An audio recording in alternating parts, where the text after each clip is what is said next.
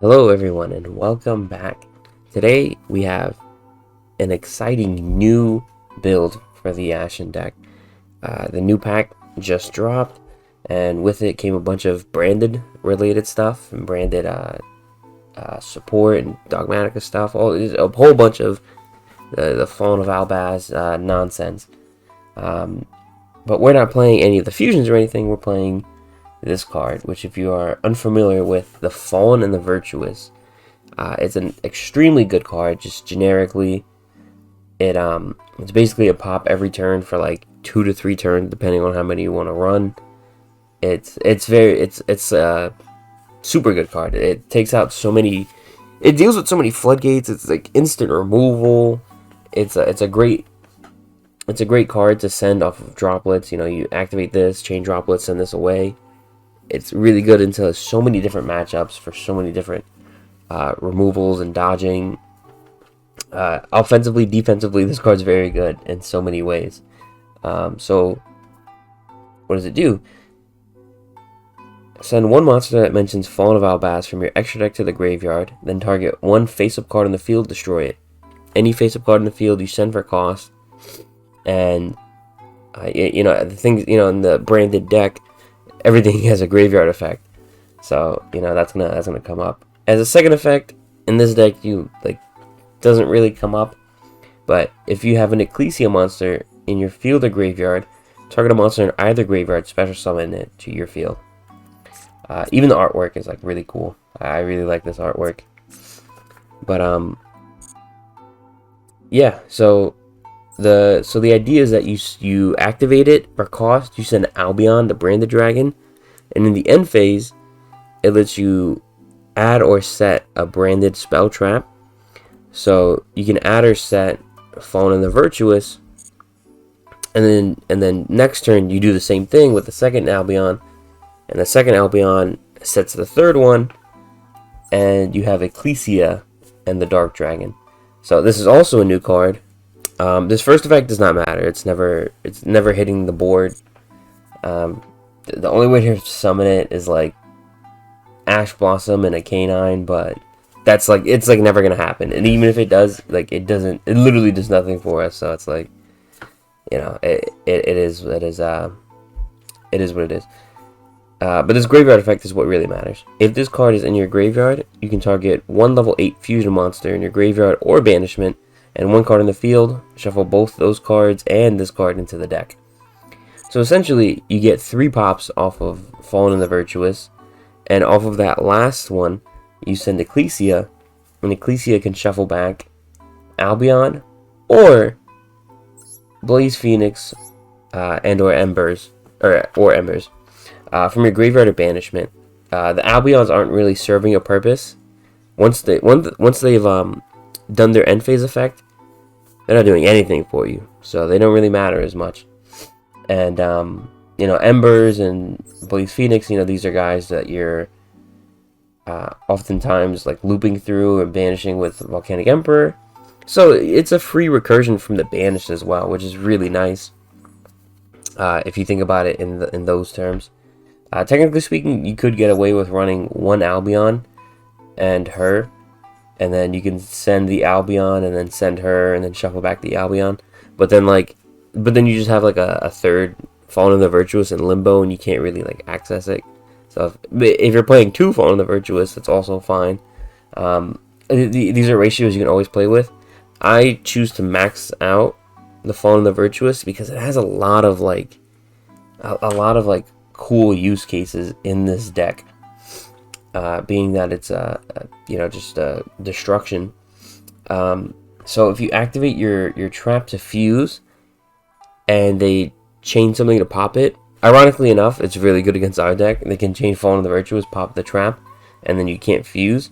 If you have a set Fallen, then you can just go, okay, well, I don't get my fusion, but I can Fallen, target the Vados at any time, and then pop it, and then blow up the field.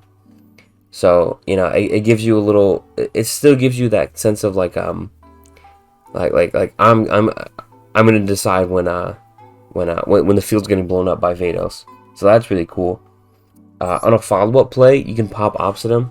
I've done that like a million times. Like I was like, oh, this is a pretty cool play, and then I've come to find out it's just such an amazing like follow up play. The Fall in the Virtuous you add back, and then like if you have like an extra field spell on the field or something, it's very very very very good. And it's also just good for Priestess dodging targeting negation. Well, realistically anything. You know, there's still like Radiant Typhoon, Draco Tail, and Cool Tune also has a card that negates face up on the field. So all these decks, you know, they negate face up on the field. So if you activate Chaotic Elements or Extinguishing, Called By, whatever the case, you can chain Fallen in the Virtuous to pop that card so that it can't be targeted on the field to negate. But the most useful one is always going to be Priestess because, you know, she's always going to get hit by Veilers, Imperms, sometimes even Ghost Mortars if you special summon her. That's it's always the saddest and most annoying one. I don't know why that happens, but yeah, it changes the deck in many ways because it's such a flexible card. It's a really good flexible card, 1,000,000% worth investing into, even if you're low on dust. The last the Sprite deck, the friend deck or whatever it is, the free deck they get for the friend code. The last one was Fallen of Albaz. So they gave you one free Albion. You can see here I can't dismantle it. So and I got one free Albion from that, so that made this easier. Once again, no royals for the deck, by the way. I got one Glossy Virtuous, and I got one the one Albion I had to craft, also Glossy. So yeah, I even bought like a bundle and everything, and still nothing. But yeah, this is basically the new standard build I'm gonna be rocking with a bit. This is essentially what I was playing in the TCG for a long time. I think except for Little Knight. I think Little Knight was something else. The issue is that like there's just like Master Duel is just too unpredictable, and you have to have something like Little Knight. Little Knight's just very quick, easy, free removal essentially. So you have to have it in Master Duel. Like it's too good not to have.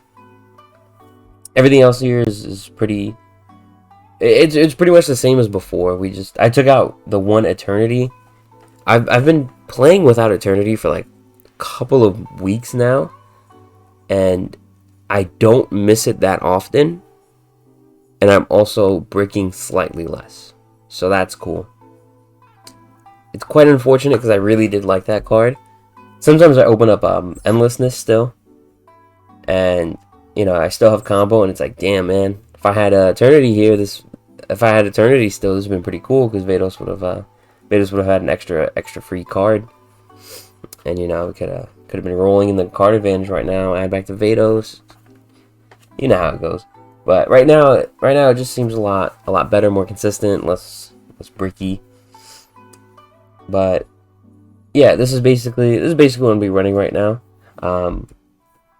42 seems like much, but depending on how relevant Droll is in the format, I might cut the Bonfire and maybe one Elements, which I hate cutting those cards, but yeah, like Droll after this isn't always the worst, but Droll after Bonfire is like the worst thing on earth. But yeah, I don't think there's anything else to really mention. It's just it's basically just throw in Fallen in the Virtuous and a little package of these guys, and you know there's some slight synergies, some really cool slight synergies, but I'll make sure to show you guys in the replay. I'm gonna be playing this deck a lot, so I'm gonna get I might even do 2 replay videos. That's how much I'm gonna be playing this deck. I absolutely love this. Love the Fallen in the Virtuous. It's a very fun card, very cool card. And yeah, thank you guys so much for watching. Thank you guys for checking out this Ashened deck. If you guys liked it, if you guys want to try it out, let me know how it goes. down in the comments. And thank you for watching. Take care.